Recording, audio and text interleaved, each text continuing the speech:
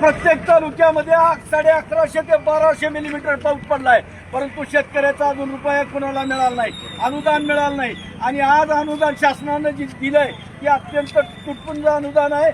3400 रुपये एकराला अनुदान दिले। 3400 रुपयामध्ये राज्य सरकारनं बघितलं पाहिजे की 6 दिवस गड्याला पगार सुद्धा जात नाही, आणि मग आम्ही शेतं कशी दुरुस्त करणार? मायबाप सरकारनं ही लक्ष दिलं पाहिजे की आता कायदे शेतकऱ्याला सांगू नका। शेतकऱ्याच्या बाबतीत तुम्ही कायदे मोडायचं एकदा धाडस करा।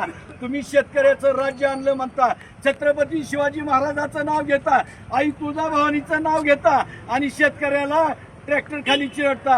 ही सरकारची हुकुमशाही या ठिकाणी थांबली पाहिजे, आणि येत्या 10 दिवसात धाराशिव जिल्हा ओला दुष्काळ जाहीर झाला पाहिजे, अन्यथा या जिल्ह्यामध्ये येणाऱ्या मंत्र्याच्या गाड्या अडवू। 100% जर बघितलं तर मोठ्या प्रमाणात